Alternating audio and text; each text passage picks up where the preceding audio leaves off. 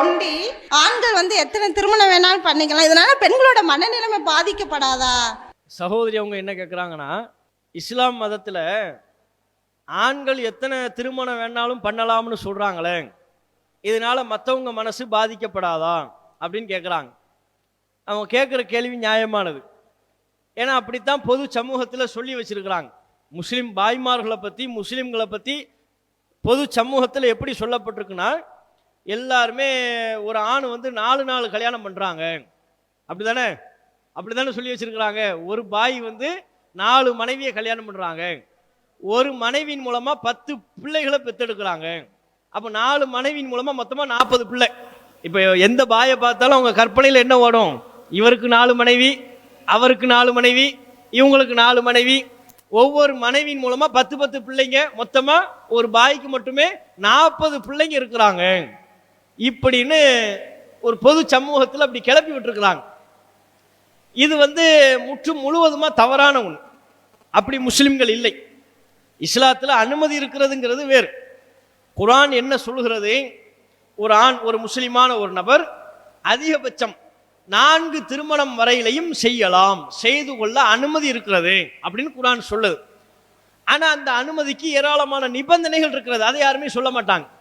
அந்த அனுமதிக்கு பல நிபந்தனைகள், ஒன்றுக்கும் மேற்பட்ட திருமணங்களை செய்வதற்கு இஸ்லாத்தில் பல நிபந்தனை இருக்கு. அந்த நிபந்தனை என்னங்கிறது ரெண்டாவது நம்ம பார்ப்போம். முதலாவதா நீங்க எப்படி பார்க்கணும்னா, அந்த 4 திருமணம் அனுமதிங்கிறத இருக்கட்டும், குர்ஆன் சொல்லுதுல, இந்த அனுமதி என்பது ஒரு பக்கம் இருக்கட்டும். நீங்க நடப்புல நீங்க பாருங்க, முஸ்லிம் அல்லாத ஆண்கள்லாம் ஒன்றுக்கு மேற்பட்ட திருமணங்களை செய்து கொண்டிருக்கிறார்களா? நடப்புல அப்படித்தான் நீங்க இருக்கிறாங்களா? எல்லாருமே 2 கல்யாணமோ 3 கல்யாணமோ? இப்ப சகோதரி அவங்க சொன்ன மாதிரி 4 கல்யாணம் பண்றீங்களே, இது மற்றவங்கெல்லாம் பாதிக்கப்பட மாட்டாங்களான்னு கேட்குறாங்கல்ல, அந்த மாதிரி 4 கல்யாணமா பண்ணிக்கிட்டு இருக்கிறாங்க. இப்போ இந்த முஸ்லீம் ஆண்கள்லாம் இருக்கிறாங்க, 4 வேண்டாம் 3 கல்யாணம் பண்ணவங்க கை தூக்குங்க. ஏங்க பாய்மார்கள், ஆண்கள் 3 கல்யாணம் பண்ணவங்க கை தூக்குங்க பார்ப்போம்.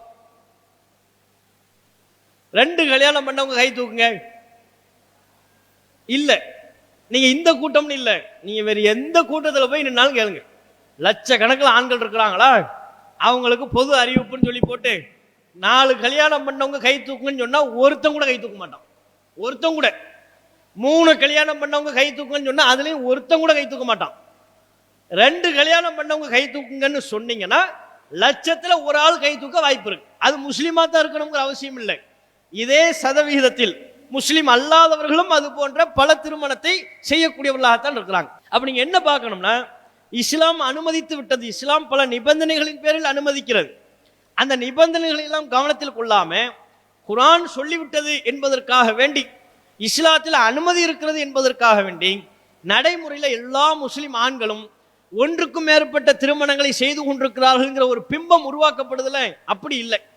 அப்படிலாம் யாருமே எந்த முஸ்லிம் ஆண்களும் 2 திருமணம் 3 திருமணம் 4 திருமணம்னு போய்கிட்டே இருக்கிறதுலாம் இல்லை. ஒண்ணுதான். ஏனைய ஆண்களைப் போலவே ஒரு திருமணம் செய்துவிட்டு பிள்ளை குட்டிகளை பெற்று அதோட அவங்க வாழ்க்கை முடிஞ்சிருது. 2 3 4 அவனுக்கு யோசிக்கிறதுக்கு நேரம் இல்லை, அதுக்குரிய சூழல்லாம் இல்லை. அப்ப இது முதலாவது விஷயம். இரண்டாவது, இப்போ இந்த ஒன்றுக்கும் மேற்பட்ட திருமணம்னு வருதுல்ல, 2 திருமணம் அப்படின்னு வைங்களேன். இது நம்ம பல சமூகத்தில் என்ன நினைக்கிறாங்கன்னா, பல பேர் அது என்னமோ தப்பான ஒன்றா நினைக்கிறாங்க. 2 திருமணம்ங்கிறது அது எப்படி சரி? அது எப்படி குர்ஆன் சொல்லலாம்? ஒன்றுக்கும் மேற்பட்ட திருமணத்தை குர்ஆன் எப்படி அனுமதிக்கலாம்? ஒருவனுக்கு ஒருத்தி, அதுதானே சரியானது. ஒரு ஆண்னா ஒரு பெண்ணை தானே கல்யாணம் பண்ணணும். ஒன்றுக்கும் மேற்பட்ட திருமணங்களை எல்லாம் எப்படி பண்ணலாம்? அது சரியில்லையேங்கிற மாதிரி நினைக்கிறாங்க. அது சரியில்லையே நீங்க பொத்தாம் பொதுவாக சொல்ல இயலாது. ஏன்னா நீங்க பாருங்க, முஸ்லீம் அல்லாத நபர்களையே நம்ம சொல்றோம், இந்துக்கள்னா இந்துக்களை வச்சே சொல்றோம். அவங்க கடவுள்களே ஒன்றுக்கும் மேற்பட்ட திருமணங்களை செய்திருப்பதான வரலாற்றுகள்லாம் இருக்கு. இல்லை, ஒரு 2 கல்யாணம் பண்ணிவிட்டாரு, அதனால நான் இவரை வழிபட மாட்டேன்னு யாரும் முடிவு எடுத்திருக்கிறாங்களா? கடவுளுங்கிற அந்தஸ்திலிருந்து அவரை கீழே இறக்கி விட்டாங்களா? கிடையாது. 2 திருமணம் பண்ணாலும் அவரை கடவுள் என்று வழிபடக்கூடியவர்களாகத்தான் இருக்கிறார்கள். இது ஒரு உதாரணம். தசரதன்னு சொல்லுவாங்க, அவருக்கு பல 100 மனைவிகள் இருந்ததான வரலாற்று குறிப்புகள் இருக்கிறது.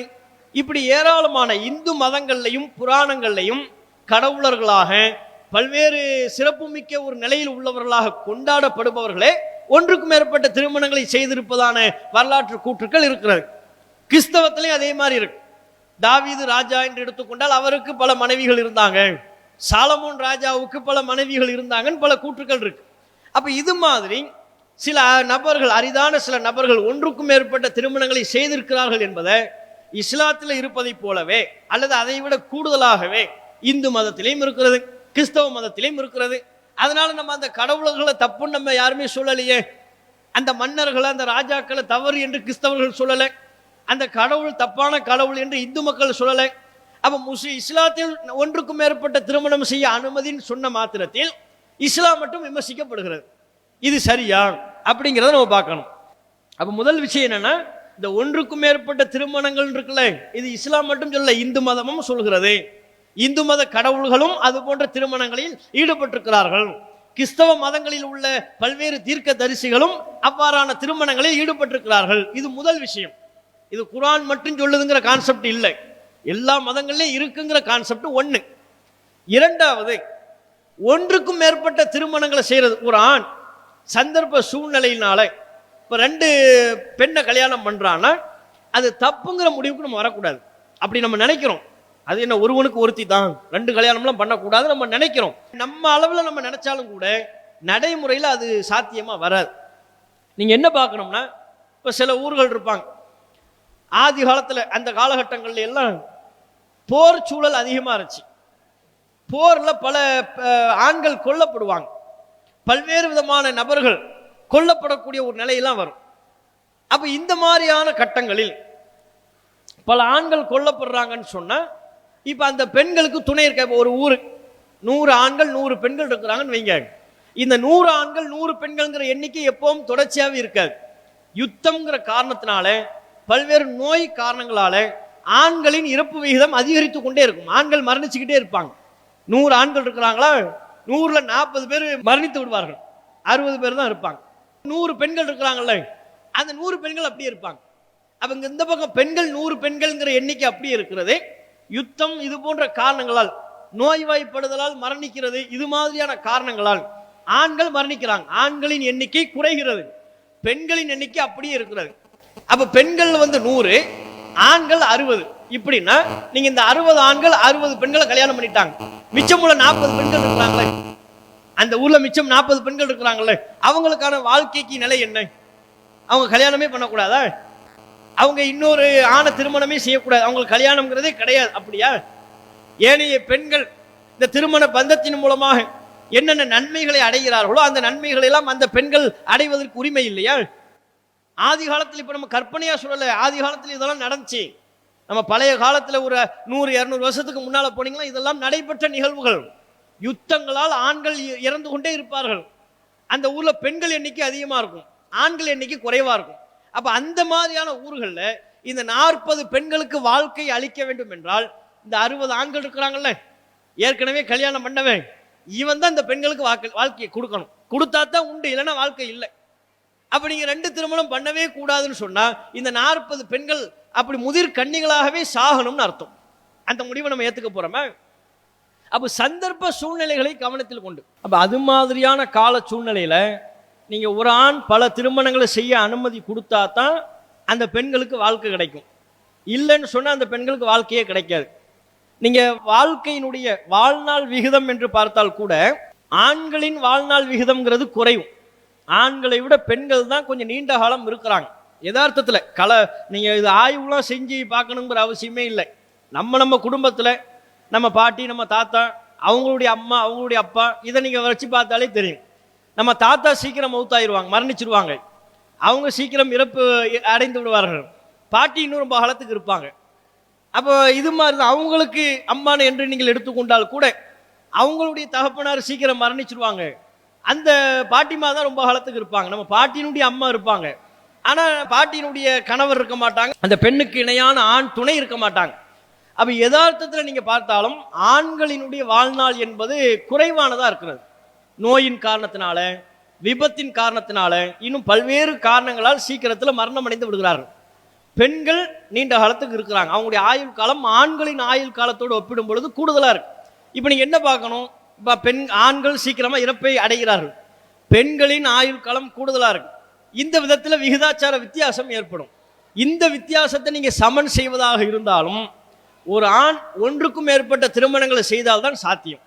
அப்ப இது மாதிரியான சூழலில் சில நிபந்தனைகளோடு இஸ்லாமிய மார்க்கம் ஒன்றுக்கும் மேற்பட்ட திருமணங்களை செய்ய அனுமதிக்கிறது.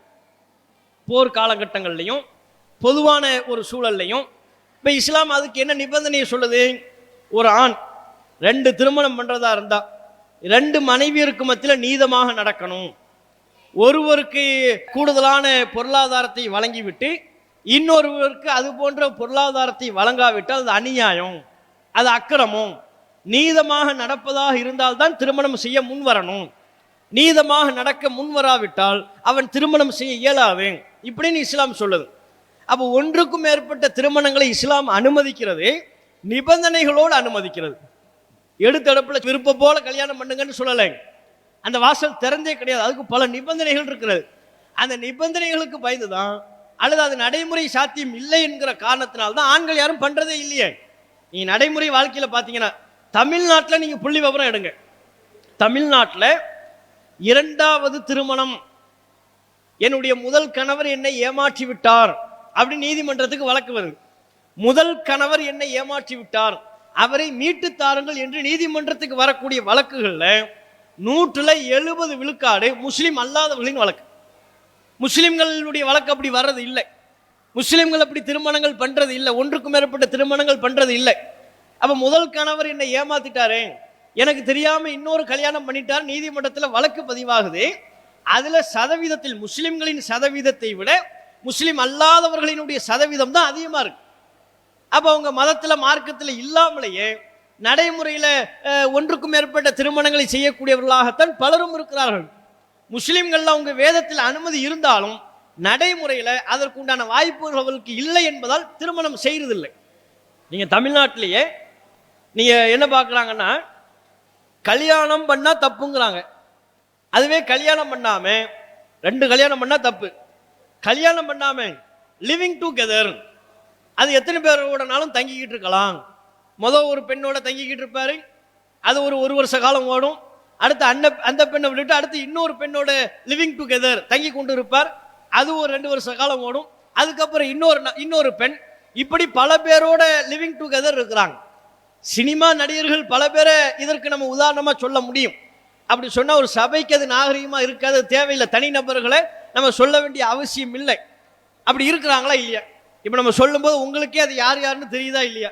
சில சினிமா நடிகர்கள், பிரபலியமானவர்கள், மக்கள் மத்தியில் புகழ் பெற்றவர்கள், செல்வாக்கு மிக்கவர்கள், ஒரு வருஷத்துக்கு ஒரு பெண், அவங்கள கட்டி விட்டு அடுத்து இன்னொரு பெண். கேட்டா நாங்க லிவிங் டுகெதர், நாங்க 2 பேரும் ஒன்னா இருக்கிறோம், ஒன்னா வாழ்றோம்ங்கிறாங்க. இதை யாரும் தப்புன்னு சொல்ல மாட்டேங்கிறாங்க. அந்த நடிகன் சினிமா திரையில வந்தா கை தட்டுறாங்க, சூப்பரா நடிச்சாரு, தலைவர் சூப்பரா நடிச்சிட்டாருங்கிறாங்க. அதுவே இங்க ஒரு முஸ்லீம் ஆணு தன்னுடைய தேவைக்காக அத்தனை நிபந்தனைகளுக்கும் உட்பட்டு 2 திருமணம் பண்ணானா தப்புங்கிறாங்க. இது எப்படி? இது ஒரு ஆணு 2 திருமணம் பண்ணக்கூடாது, ஆனா லிவிங் டுகெதர் நடிப்புல எத்தனை பேர் வேணாலும் தங்கலாமா? அப்ப இந்த பல திருமணம் என்பது வெறுக்கப்பட்ட ஒரு அம்சம் போல் நம்ம பார்க்க கூடாது. சில இடங்களில் அது அனுமதிக்கப்பட வேண்டிய தேவை இருக்கும், சில இடங்கள்ல அதை நம்ம அனுமதிக்கத்தான் வேண்டும், தேவை என்று வருகின்ற பொழுது.